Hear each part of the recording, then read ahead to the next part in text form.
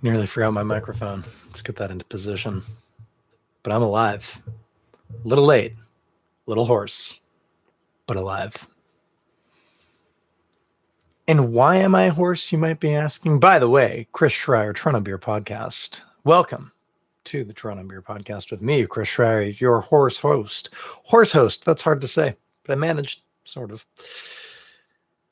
I didn't even want to really pound out a throat clear there because, I'm just noticing raspy, and I'll tell you why, whether or not you wanted to know.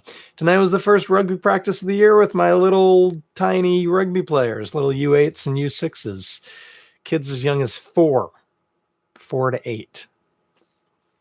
That's a challenging group of kids, and it takes a little while for them to settle in. So I had to shout a lot tonight. Not in a bad way, just raising my voice so they could hear me. And now I need to soothe my poor, strained vocal cords with this delightful beer, which I discovered on Thursday. I think it was on Thursday. Yeah, it was on Thursday. It was after we got our vaccines. I got my second jab on Thursday on Canada Day. And then we were in Thorncliffe Park. My favorite samosa shop was closed because it was Canada Day. So we went to Amsterdam and I bought beer. And I bought this Amsterdam Pure Pilsner. Now, you all know me. You've been here for a while.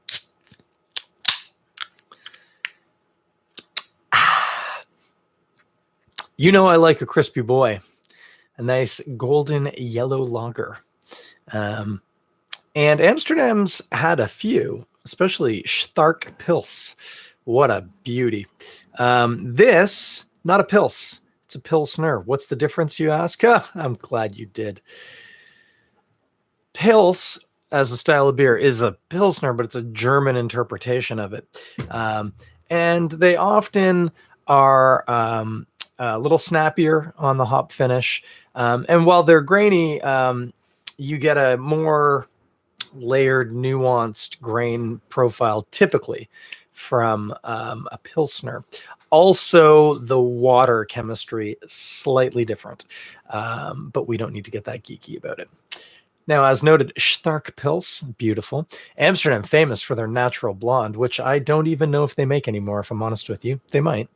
Of course, 3-Speed, their light lager.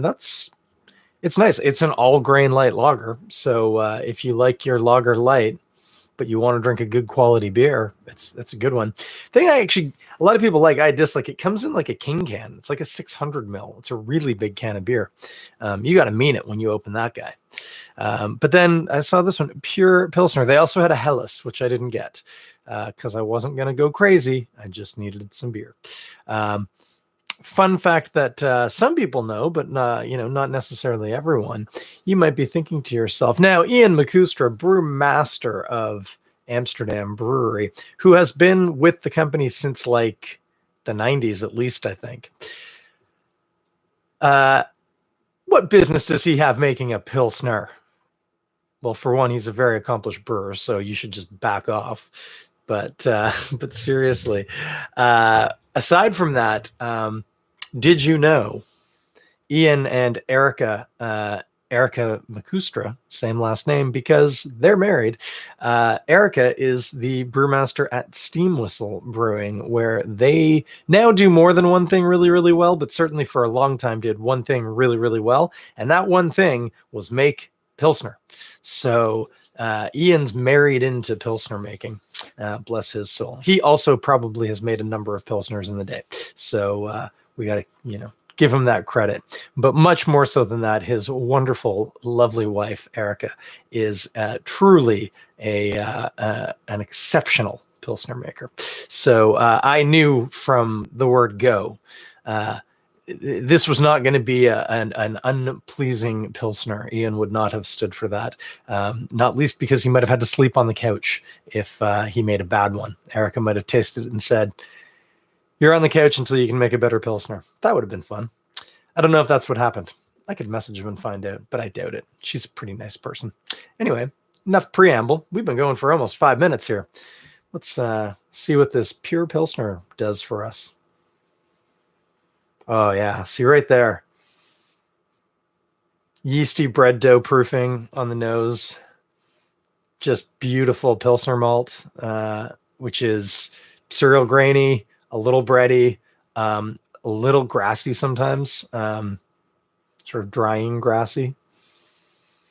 That could also be a little bit from the hops. Now, I haven't read the can, or maybe I haven't, I forgot, but I can't remember off the top of my head.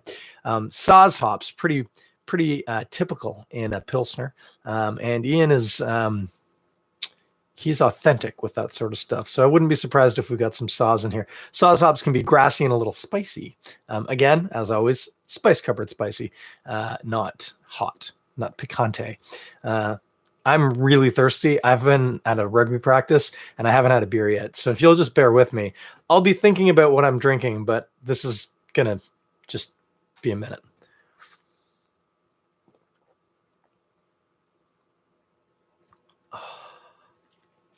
I need to do that again. Mm-hmm. I told you so. That's really nice. What do we got going on? One of the first things that really strikes me, you get a nice sweet Pilsner malt pop right off the top. But the beer is the weight of the beer. It's silky almost. And that's going to be through water chemistry. Pilsen in the Czech Republic, where Pilsner's originated, their water source filtered through sandstone, I think. Anyway, they have very soft water. So often in brewing, they have hard water. Burton upon Trent in the UK, the water's very minerally, which lends itself nicely to hop forward and brown malted beers. Classic English styles do really well with hard water. Pilsners prefer softer water, less mineral input. And what you end up with this is, like I say, this soft, like velvety almost weight. You wouldn't quite say creamy. That's not quite the right descriptor. But there's a really pleasing density to the beer on the palate. Now, let me confirm that.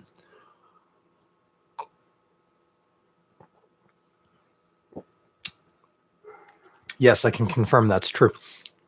Maltiness, like I said, Pilsner malt. Curious. There might be some floor malted Pilsner in there. It might be all floor malted Pilsner, for that matter. Floor malting Pilsner is the older way of making malted barley, where it's literally spread in a thin layer on a floor in the malting process, which is when it's wet and it's starting the process of germinating, and it's hand turned by workers walking through and turning the grains. Typically, it would have been done in a drum or other environments that are more conducive to modern automatic brewing. Floor malted is still malted in the old way, and it's generally accepted that it's not that it tastes different. It tastes like Pilsner malt, but it tastes like more like Pilsner malt. Like it's just turned up a little bit. It's amplified Pilsner malt. And I'm getting a lot of that nice, hay-like quality from the malts. Sweet, bready. Finish is nicely, assertively snappy hops. Again, gonna guess Saaz on that. Might be something else in there. Ian is a sucker for Styrian Golding, but I don't think there's Styrian in there.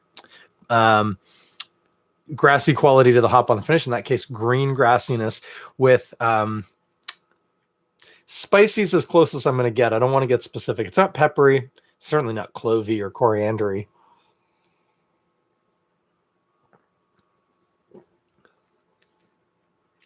Maybe just a little white peppery, but a little spicy on the finish. Not a particularly bitter beer. It's got a bitter, dry, clean finish, but it's not an imperial lager or an India Pale lager or anything like that. This is a Pilsner. This is the way Pilsners are supposed to taste. This is a very, very good interpretation of the historical style Pilsner. It's delightful. Amsterdam pure Pilsner. Oh, bless me. I forgot this was a little glass. I've still got like a third of a can or maybe a quarter of a can. I'm going to fill it up. Have another hearty post rugby sip. Just bear with me. Oh, that's good. Now I'm realizing low numbers on the live views right now. Those of you who are there, hello. Good to see you. It's the Canadiens game tonight, isn't it? I keep doing this. Why would I presume people want to listen to me blather on about beer when they could be watching the Canadiens? I wonder how they're doing. Let's look up a score. It is currently 9:18 p.m. Montreal versus Tampa. It's currently 1-0 for Montreal. So 18:30 in period 2. I don't know if that's counting up or down. Let me refresh that and see where it goes.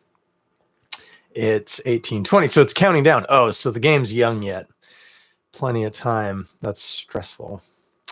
But anyway, that's where we're at. Canadians leading the Tampa Bay Lightning 1-0. 1-0. We don't say nil in hockey, do we? That's exciting. If you're watching the game, you aren't hearing me. If you're listening to this after the fact and you did watch the game, I hope it was a cracker. What else we got? I'm going to have another sip, tell you a little bit about what's coming down the pike. There's not much. Just bear with me. I really need to get some beer in me. You know, there's an old saying about rugby.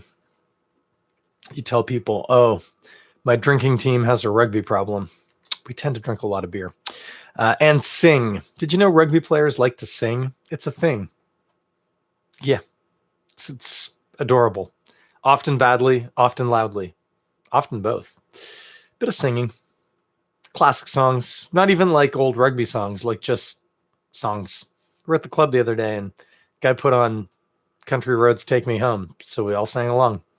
And you could see some of the people on the patio were giving the knowing look of, oh, the rugby boys are over there. And some of the people on the patio were giving the look of, what the hell is going on over there? And can we have those people removed? And the answer is no. Yeah, drinking and singing. That's what we do. I'm not going to sing to you tonight. Fear not. I'm going to have another sip of this beer, though. It's really good. I'm really enjoying it. No, we have to talk about what we're going to eat with it, and I cannot tell you a better thing than this. Get ready. This is going to blow your mind.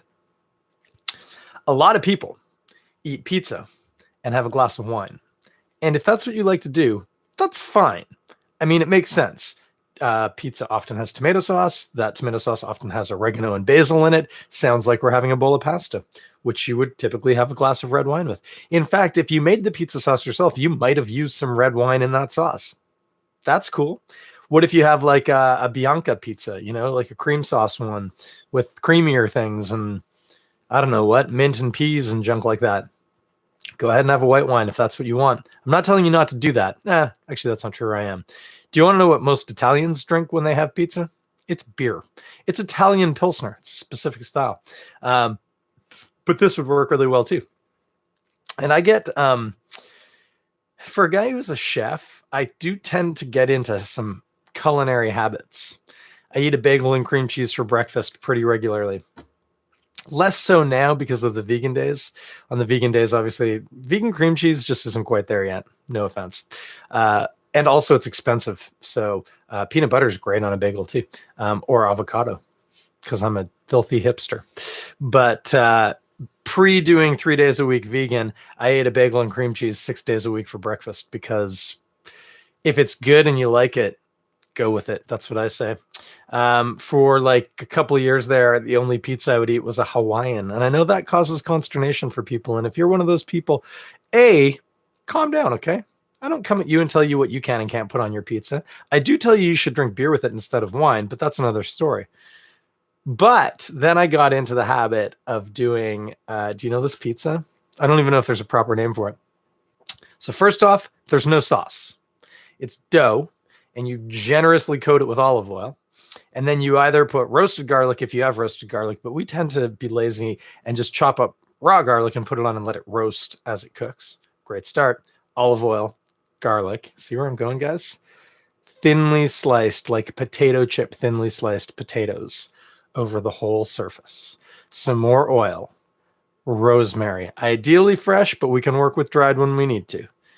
Grind of pepper, nice, generous sprinkling of coarse salt, like pretzel salt. Think pretzel salt. And then, depending on if you've got it in the icebox and if that's what you get down to, maybe a grate of Parmesan cheese. You could also put that on the bottom before you add everything else, just with the olive oil, however you prefer that. Just that, no sauce other than the olive oil.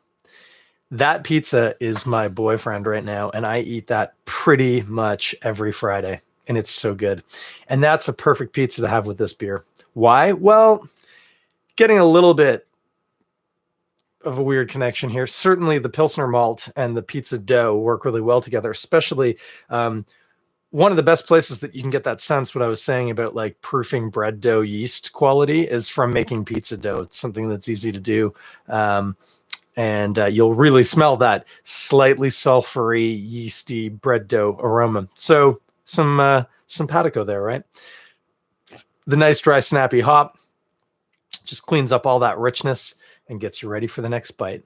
And it's perfect. So that's what you're going to eat with it. Could you put meat on it? You could, but you shouldn't. It's fine the way it is. You don't have to put bacon on everything, guys. Just putting that out there. But if you wanted to, you could. Or better, probably use like porchetta or something like that. That said, it's a delicious pizza, and I think more people should eat that. And that beer would go perfect with that. So that's your project. Some pure Pilsner from Amsterdam and a potato rosemary pizza. So good. So good. You can't go wrong with that. Now I'm going to have a drink, and then I'm going to tell you what's going on. It's not much.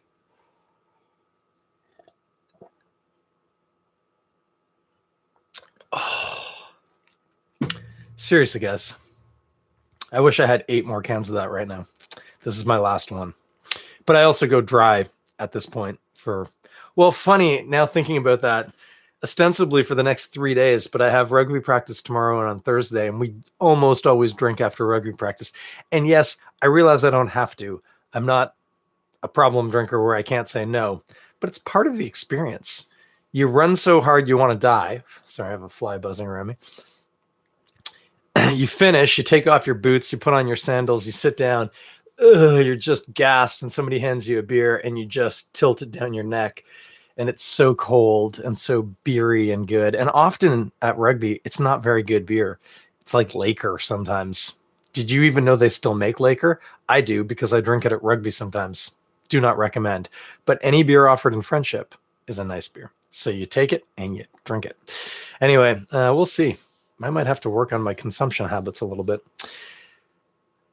What's going on? Nothing. Rugby practice. You want to come play rugby? Senior men's, senior women's practice Tuesdays and Thursdays. So do the older juniors. That's going to be your U14s, U16s, and U18s. U18s practice with the seniors. We roll them in until we have to get into contact.